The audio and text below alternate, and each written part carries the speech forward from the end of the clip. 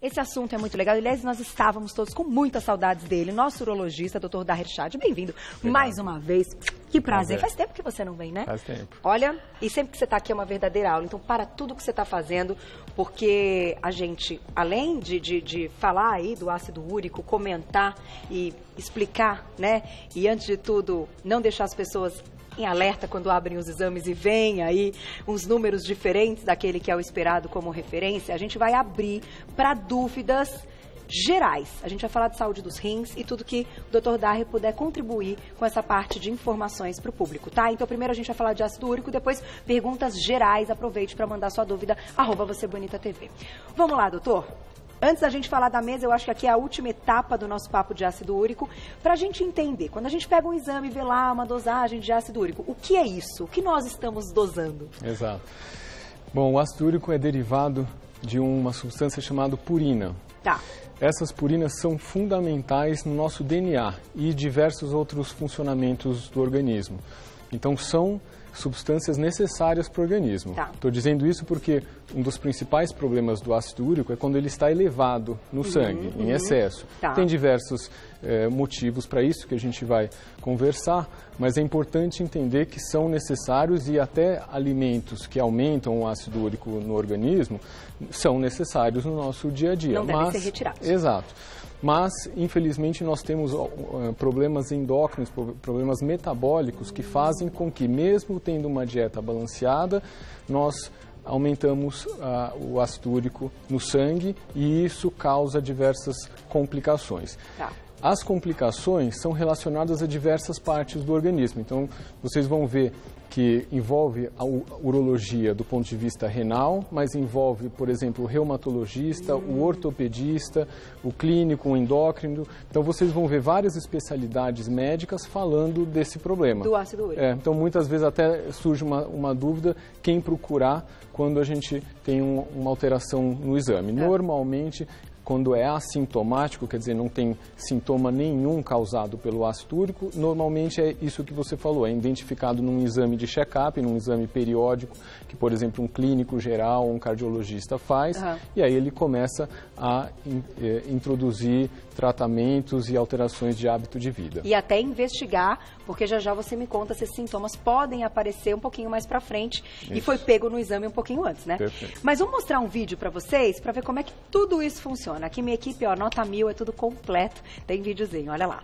na tela. Aí vou pedir pro doutor ir explicando pra gente essa produção aí. Isso, então aqui é importante a gente entender que isso ocorre no sangue. Então, aqui a gente está mostrando como afeta o organismo. Esse ácido úrico se deposita em forma de cristais. Esses cristais podem se depositar, por exemplo, aí onde mostrou, nas articulações, nas juntas. Essas articulações, principalmente, pode ser no corpo todo, mas principalmente dos pés e do joelho. E com essa deposição dos cristais, aí está mostrando a composição do ácido úrico, mostrando como que ele é absorvido tanto no intestino quanto no rim. A maior parte da produção e eliminação é aí no rim, que é essa imagem que está mostrando. Então, por isso que envolve a nossa área, a área nefrológica também é envolvida bastante, mas as consequências muitas vezes vêm já com sintomas. Os sintomas, por exemplo, essa questão das juntas que eu estava dizendo, das articulações, e podemos aí nas articulações com esse depósito de cristal, ter inflamação das articulações, essa inflamação chamada artrite. Essas artrites podem ser agudas, quer dizer, súbitas, e tem uma crise de artrite, e para vocês identificarem bem quando ocorrer, elas parecem uma inflamação mesmo. Então, fica avermelhada, a articulação fica quente e com muita dor. Tipo um inchaço, com né? Um inchaço, exatamente. E muitas vezes a pessoa nota que está acontecendo aquilo e não teve nenhum acidente. Então, ela, poxa, o que está acontecendo isso? Eu não me lembro de ter tido nenhum acidente nessa articulação. E é parecido, né? Como se a gente tivesse tido um trauma local ali. O problema depois dessa fase inicial, essa imagem está mostrando bem esses cristais que ficam depositados, E essa deposição mostra que a gente tem um efeito no organismo rebote. Esse efeito é de inflamação.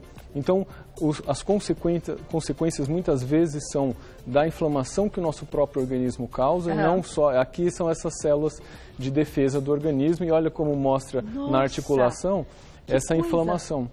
Depois dessa fase aguda, aí vem um problema maior, que é uma sequela que pode ficar crônica, destruir mesmo a articulação dessa região.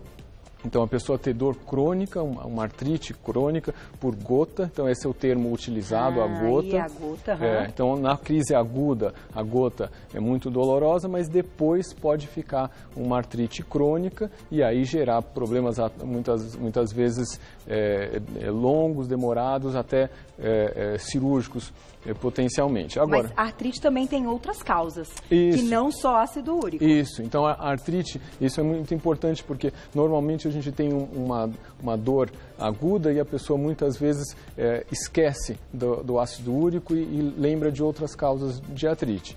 Agora, quando juntam esses fatores que a gente vai comentar, uns fatores que a gente já em outros programas já comentou, de hipertensão, de diabetes, de consumo de álcool, parece que a gente não está falando, né, de um problema articular ou de um problema de ácido úrico, mas eles estão interligados. Então, uma pessoa que tem diabetes, hipertensão, que tem já algum grau de deficiência do funcionamento do rim, que muitas vezes nem sabe que tem, e descobre que tem um ácido úrico elevado, pode ter uma das consequências, que é a gota, e o outro problema bastante comum é o cálculo, a pedra no rim, que é onde também do ácido úrico. Exatamente. Na sua especialidade. Exato. E, assim, o que chama a atenção é que mais ou menos em que faixa etária hoje os médicos pedem essa dosagem de ácido úrico? Isso.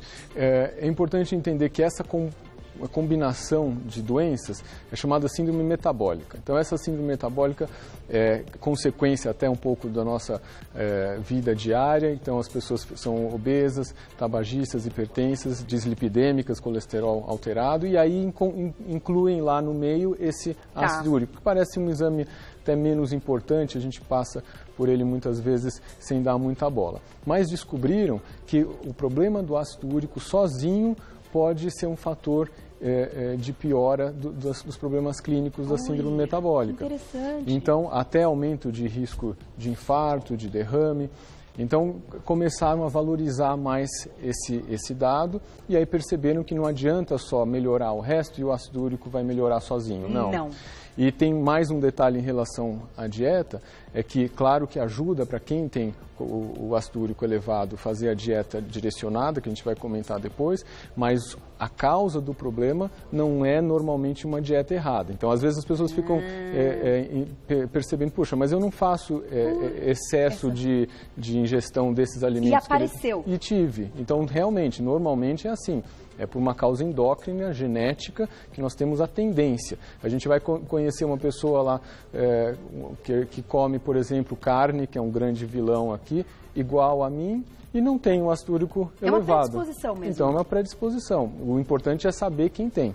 Tá. E às vezes a gente descobre já na crise. Uma pessoa acima do peso e com essa síndrome metabólica já diagnosticada, né, com outros fatores que compõem aí a classificação da síndrome metabólica, certamente ela vai ter mais chances. Então, se de repente ela foi magra uma vida toda, mas ela tem um ganho de peso muito grande em determinado momento por um curto período de tempo, ela pode ter esse ácido úrico aumentado. Isso, para você ter uma ideia... Mesmo tendo outra qualidade de vida no passado. Exato. Para vocês terem uma ideia, na população geral, mais ou menos 20 a 25% das pessoas têm o ácido úrico elevado, que é muito, né, na população geral.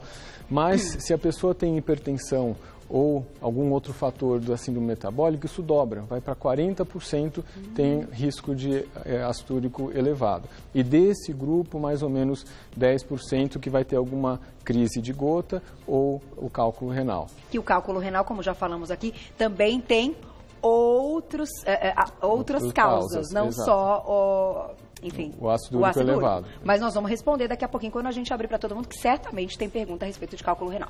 Mas antes já tem perguntinha do público de ácido úrico. Vamos ver quem escreveu para a gente? Olha lá. Um beijo, Érica, obrigada. Ter ácido úrico, então, é um problema genético? Vocês chegaram à conclusão que sim. Isso, esse é o problema principal, mas se a gente se esforçar muito, digamos, você deve conhecer alguém que vai todo dia numa churrascaria ou come carne no almoço, no jantar, no almoço, no jantar, no almoço, no jantar. Carnívoros? Né? Você não é, né, Ivan? Só ainda... linguiça, né? Só no jantar. E as combinações que a gente vai reforçar, mas é que se a gente realmente, a pessoa não tem uma tendência muito intensa, mas fizer um abuso dessas substâncias que têm muito ácido úrico, que levam um ácido úrico no sangue, vai conseguir ter essa alteração. Mas não é o habitual. O habitual é as pessoas fazerem uma combinação de ter o componente genético, que a telespectadora perguntou, e ainda fazer uma dieta não direcionada, digamos. Vamos falar um pouquinho da dieta, então, porque a minha dúvida é a seguinte: a pessoa vai lá, dosou, identificou que aquilo tá alto, foram identificadas outras alterações ou não. Esse valor, este número, pode baixar se ela começar a seguir uma dieta, enfim, que é a determinada para quem tem ácido úrico? Com certeza.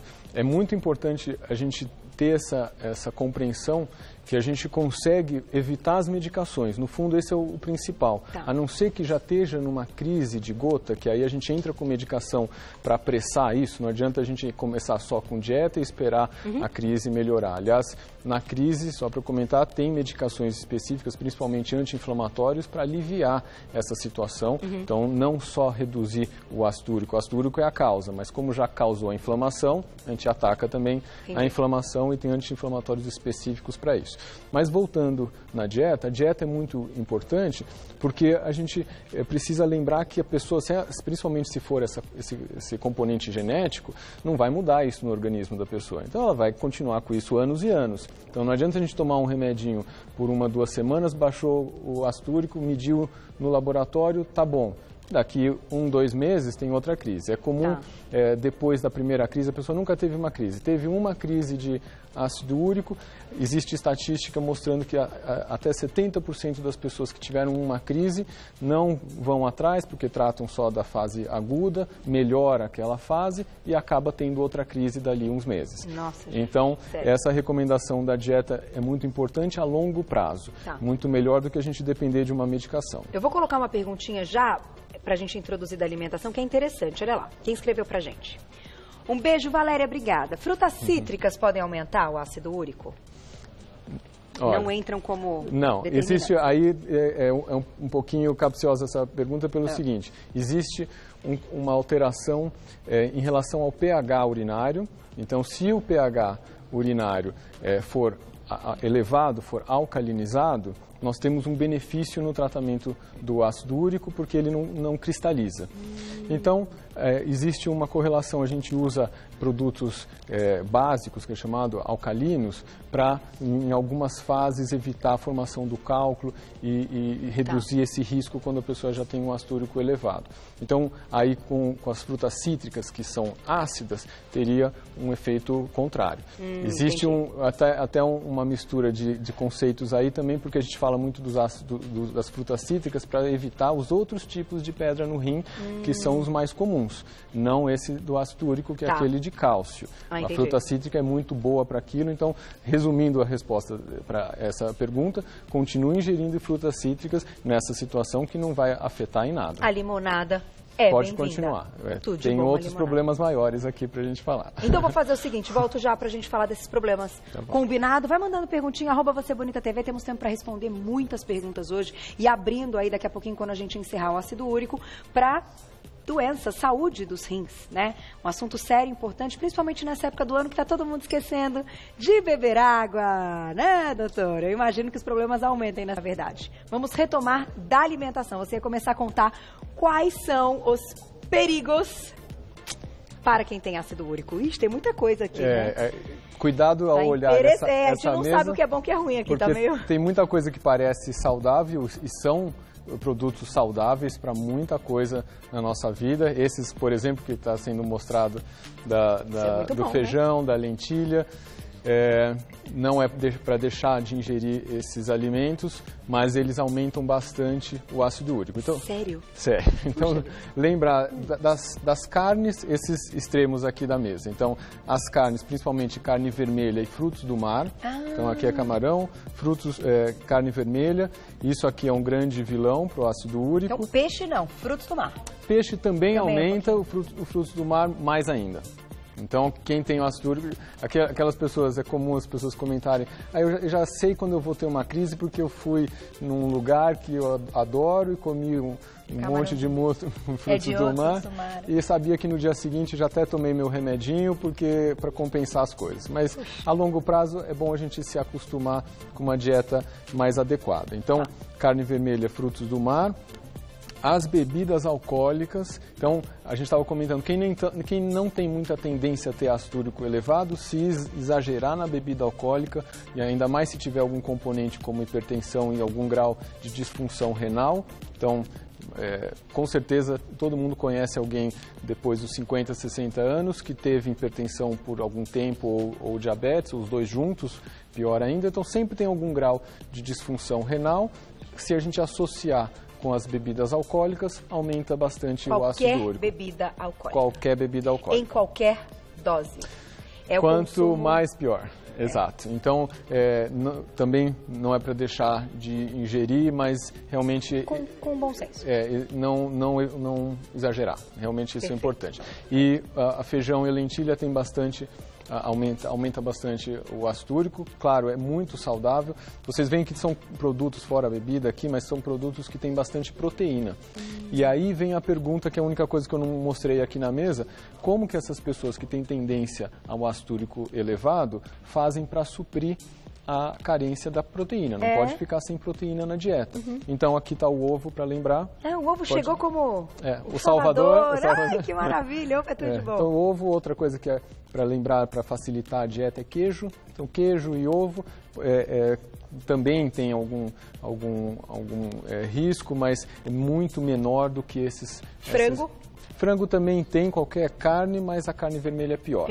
Então, cogumelos, por exemplo, essas fontes de proteína vegetais? Eles são menos maléficos, então também melhor. Mas, infelizmente, tem. Tem um produto interessante que descobriram há pouco tempo, que não parece ter tanta relação com esses, que são bebidas adocicadas artificialmente. Olha que interessante. Nós fizemos uma pauta falando disso, mas para outra coisa também, aqui também atrapalha. Imagina um refrigerante, um suco já adocicado, porque existe um adoçante chamado frutose, que é colocado nesses produtos para ficar mais agradável, para as pessoas comprarem mais, tomarem mais, e descobrir essa relação com a elevação do ácido úrico. E não só com questão de calorias e tudo mais que a gente não percebe, né? Gente, mas fizemos então a pauta exatamente sobre isso, deve ter umas 2 semanas, né, Nick, que a gente estava falando que saiu uma notícia, também uma descoberta, enfim, da relação do muito consumo das bebidas adoçadas com adoçantes artificiais com Alzheimer, não foi? E aí a gente falou aí virou um assunto amplo, geral e etc. Sim. E agora você trazendo mais um dado que também está ligado ao aumento de ácido úrico. Muito cuidado. Vamos abrir para as perguntinhas? Vamos colocar perguntinhas, Fu? Vamos lá? Quem escreveu pra gente, aproveitem. @VocêBonitaTV. Márcia, obrigada pela pergunta. Tenho 35 anos e tenho rachaduras nos pés. Isso pode ser sintoma de ácido úrico? Bom, existem alterações de pele que podem ter relação, mas não diretamente. Então, aí também existe uma certa confusão, porque as pessoas associam esses depósitos de cristais. Existe uma complicação que a gente não comentou aqui, que chama tofo. Tofo é um depósito de cristal que o organismo aumenta aquilo. Então as pessoas às vezes mostram um para o outro, olha que minha gota aqui. São esses tofos que são elevações embaixo da pele. E às vezes as pessoas até confundem, por exemplo, com problemas dermatológicos, mas quem sabe que é do ácido úrico já sabe, minha gota vai atacar porque eu estou com uma dorzinha aqui, e esses depósitos desse tofo causado pela gota. A gente tem uma foto interessante até para colocar, essa dos cristais, a gente mostrou no vídeo, mas aí em imagem para o pessoal ter uma ideia. A pessoa que já tem, doutor, que já teve a crise, que tem aumentado quando vai dosar no sangue e tal, quando ela está no período da crise, ela tem a dor e talvez uma forma mais rígida né, que compromete aí essa articulação. Quando ela está num período sem crise, ela continua tendo os cristais, só que eles não se manifestam. Isso, ela pode cronificar o problema. Então, tem dois motivos para a gente falar disso em relação à questão da gota. Se ela descobrir o ácido úrico elevado, aliás, é importante lembrar que tem gente que tem ácido úrico elevado no sangue e nunca desenvolve essa gota. Mas como quem desenvolve necessariamente tem que ter o ácido úrico elevado no sangue, então é um motivo para evitar que isso aconteça. E por que evitar? Não é só a crise. É isso que você comentou. Se a gente tiver a crise e tiver uma inflamação suficiente que cause um depósito que vai cronificar, depois o tratamento da fase crônica é muito mais difícil. Não adianta mais só baixar o ácido úrico no sangue. Precisa tratar localmente e às vezes fica uma sequela. E essa sequela pode ficar com uma dor crônica, por exemplo, pode destruir a cartilagem daquela junta, daquela articulação, e aí já foi. Quer dizer, aí é um pouco tarde, claro. É melhor tratar, porque aí pode voltar a ter uma crise na mesma articulação, cada crise vai destruindo um pouco mais a cartilagem da articulação, mas aí já destruiu algum componente ali que vai deixar, por exemplo, uma sequela de rigidez ou uma sequela de dor crônica. É possível uma pessoa fazer um exame, ter esse aumento, aí ela repetir o exame meses depois, não tem mais nada, repete de novo, não tem mais nada? É possível? É possível. Então, o nosso organismo, o metabolismo é muito dinâmico, então existem pessoas que comentam, poxa, eu vivi, por exemplo, nessa pergunta, 35 anos sem manifestar nada e agora manifestou, e eu não mudei a minha dieta. Então, o nosso organismo muda conforme a idade, conforme os nossos hábitos. Então, é importante entender que não é porque a dieta está balanceada que a gente não vai desenvolver. Não pode desenvolver, precisa medir no sangue para verificar. Agora, dali em diante é particularizar, porque se a gente tem um ácido úrico normal no sangue, esses produtos aqui, fora a bebida alcoólica, são muito importantes para o nosso dia a dia. Sim. Então não é para deixar de ingerir se não está afetando nada no organismo. Tá aí. Tem mais perguntinha de ácido úrico, Fu? Já vamos abrir então para as perguntas gerais. Tem mais uma? Vamos colocar na tela então, olha lá. Um beijo, Nayana, obrigada. Farentina alta causa... Desculpa, é ferritina, né? Que eu tô falando, o que é isso, não? Ferritina. Então, depois consertem aí pra gente colocar certo. Então, ferritina alta causa algum problema? Então, aí ela já tá indo, já tá lembrando de alguns exames, que é aquilo que eu falei, abriu o exame, doutor, viu ali que temos algumas alterações, ferritina pode ser uma delas, né? Então, a ferritina aí é um metabolismo mais do fígado. Tem também uma causa genética para ferritina elevada. Quando a ferritina deposita no fígado, pode ter algum grau de cirrose, causado principalmente por uma doença chamada hemocromatose, e não tem uma relação direta com ácido úrico. Então, pode a pessoa ter as duas coisas. Então, ela pode ter a ferritina elevada, pode ter o ácido úrico elevado, ela vai precisar tratar dos dois problemas separadamente. E ainda até falando de ferritina, o problema maior, um problema ligado a isso que você está dizendo, no fígado, é quando ela está mais alta. Isso. Quando ela está mais baixa, anemia. Isso, exatamente. Que daí são coisas completamente diferentes. Aí a carência, né? Isso mesmo. Porque a ferritina é aquela que a gente tem guardada, o ferro que está disponível. Como é que é isso mesmo? Quando a gente tem a hemoglobina normal e a ferritina alterada, normalmente ela está alta, porque a gente não tem anemia. Quando tem anemia e a ferritina baixa, então é só consequência, que é o ferro baixo, depois a ferritina e aí um reflexo direto na hemoglobina, que é o que causa a anemia. Ah, então tá certo. Agora, já que ela tocou no assunto, a gente explica de maneira completa. Vamos abrir então. Antes eu preciso fazer uma pergunta importante. Atividade física nessa história toda compromete algo, é importante, o que fazer?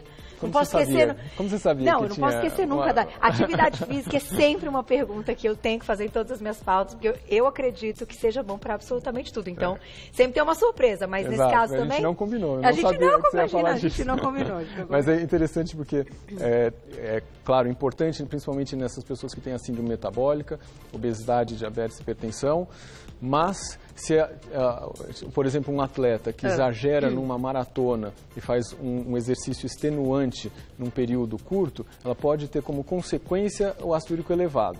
Então, via de regra, a atividade física ajuda no dia a dia, principalmente por a questão metabólica do organismo, mas pode momentaneamente ter uma crise, por exemplo, ela faz uma maratona e no dia seguinte, 2 dias depois, tem uma crise de gota. Interessante. Mas aí é quando é algo intenso.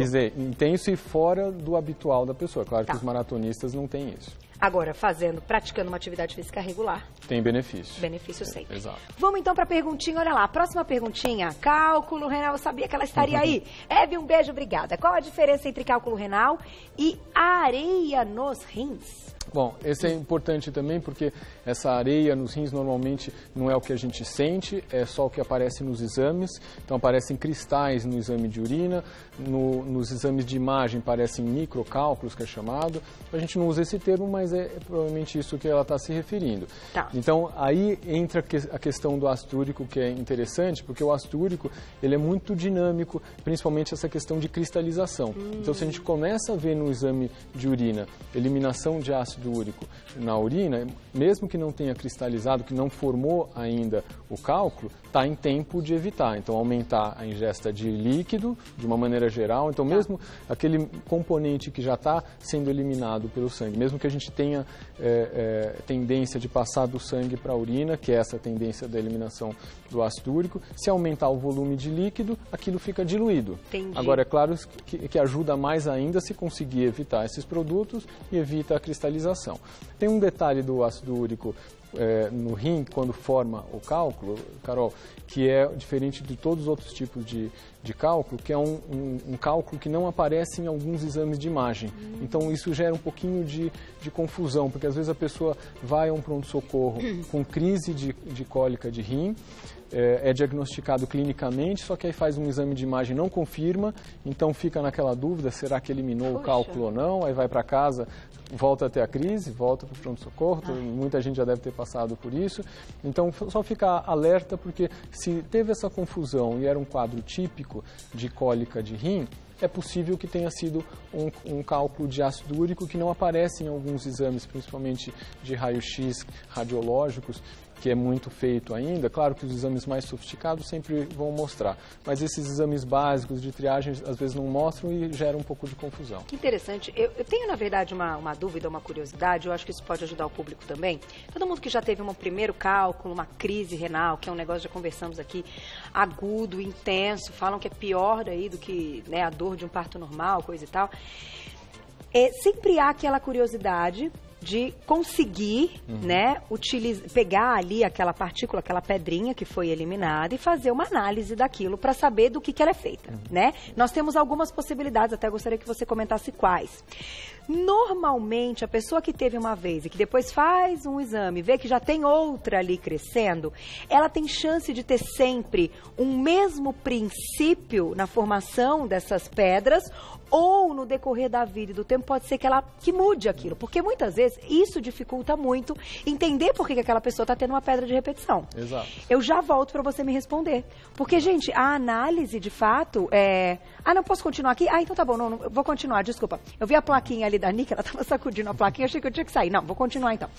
E aí, o que me chamou a atenção foi que, nesta semana, falamos da hiperparatireoide, e que tem uma relação com o tal do cálcio, com a pedra, não é que aí a pessoa que passou por esse problema, que tem uma alteração na glândula, pode ter um cálculo renal e ele é de consistência de cálcio. Isso. Então, eu queria entender, doutor Daher, qual é aí a relação, porque as pessoas, mesmo mudando hábitos, eu tô até lembrando do meu marido, eu conheço um monte de gente que tem, faz tudo direitinho, aí vai lá, tem uma bendita de uma pedrinha. Isso. É recorrente.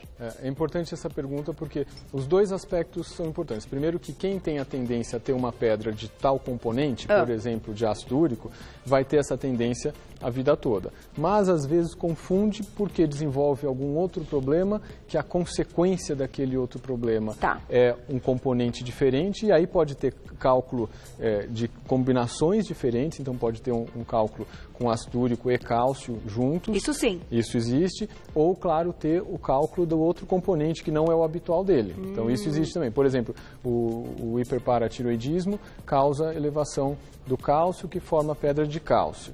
Esse hiperparatiroidismo normalmente não é uma coisa que a pessoa tem a vida toda. Formou, surgiu naquele momento, às vezes até por um tumorzinho que aparece e forma o adenoma, e aquilo forma o cálculo. Então ele não tem a tendência a formar o cálculo na vida dele. Ele teve por causa daquele problema da paratiroide. Entendi. Aqui é diferente. O ácido úrico, claro, ele pode eventualmente ter o hábito de ter uma dieta hiperuricêmica, que é essa doença, mas ele pode mudar o hábito de vida dele, parar de ter a tendência e depois formar a pedra de outro componente. Então, a sua pergunta é interessante. Antigamente, a gente achava que sempre precisava guardar o cálculo, porque era a melhor forma, usava aquele cálculo para fazer análise e a gente sabia qual que era a causa do problema. Depois descobriram alguns exames que, por exemplo, com a pedra de cálcio, a gente tem diversos motivos para aquela pedra de cálcio. Para cálculo, por exemplo, de infecção, que é um outro, também. O cálculo de ácido úrico também.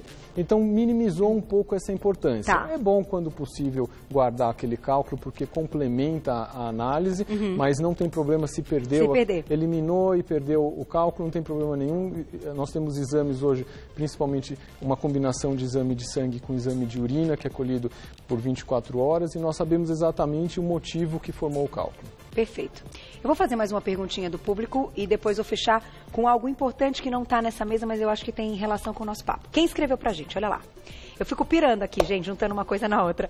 Paula, um beijo, obrigada. Tomar o mesmo medicamento por muito tempo pode afetar os rins? Pergunta interessante. Mais um assunto interessante. A gente não comentou aqui, mas tem várias medicações que aumentam o ácido úrico no sangue. Um deles, que é muito utilizado, é o diurético, que é usado para tratamento de hipertensão. Então, existiu até uma certa confusão, como eu disse antes, olha, quem tem pressão alta pode ter ácido úrico elevado. Por um tempo se achou que era só o tratamento. Então, a pessoa que tem a pressão alta toma o diurético, e o diurético que está causando a elevação do ácido úrico. Depois viram que os dois componentes são importantes. Entendi. Então, a pressão alta que também está relacionado com o ácido úrico e o uso desses diuréticos. Outros remédios, outros medicamentos, aqui um pouquinho mais específico, mas só para ouvir falar, quando a gente tem alguns tipos de câncer no sangue, infelizmente, às vezes a pessoa não tem o diagnóstico antes e se manifesta, por exemplo, com uma crise de gota ou um cálculo de ácido úrico, depois vai investigar e descobre que tem uma dessas alterações. E uma outra também, que são quimioterápicos. Os remédios para vários tipos de câncer podem desencadear uma elevação muito súbita de ácido úrico e requer tratamento. Então, várias medicações podem, mas aí na pergunta que estava falando do rim, provavelmente são os diuréticos, ela tem razão, pode estar relacionado mesmo. Então tem que tomar cuidado. Eu queria complementar falando de suplementos, de suplementos proteicos, dos wheys, né? Enfim, do shake antes do treino, do shake depois do treino. Como você citou o lance da proteína, você falou que o leite até não tem tanto problema. Dependendo do tipo da fonte desse suplemento, então, da matéria-prima, pode comprometer ou não. Isso. É importante diferenciar, a gente já comentou de outros assuntos de excesso de proteína, formação de cálculo, não só de ácido úrico, mas de cálcio também. Mas nesse aspecto aqui, em relação ao ácido úrico, a comprovação dessa relação é muito difícil, porque normalmente as pessoas têm uma dieta não direcionada, elas não sabem que tem o ácido úrico elevado e também exageram num suplemento, por exemplo. Então existe correlação, mas é uma correlação indireta. A gente não pode dizer que o culpado foi aquilo. Entendi. Para outros cálculos, por exemplo, o cálculo de cálcio, o culpado pode ser diretamente o uso do whey, diretamente. Aí não tem problema nenhum, porque qualquer proteína pode aumentar a formação de cálculo de cálcio. Se a gente lembrar que de todas as pessoas que têm pedra no rim, 80% é de cálcio, então essa informação é muito importante. Tá. Mas só sabendo que do ácido úrico também, não é porque é menos comum o problema do ácido úrico formar o cálculo que não seja importante. Que está descartado, né? Exato. Tá aí, grande aula. Falei para vocês, como sempre, queridíssimo urologista, Dr. Daher Shad, hoje com a gente. Quem quiser saber mais, ele tem um site que é o www.dahershade, tudo junto, DAHERCHADE, tudo junto, .com.br, e lá no Facebook você coloca urologista Daher Shad, você encontra mais informações.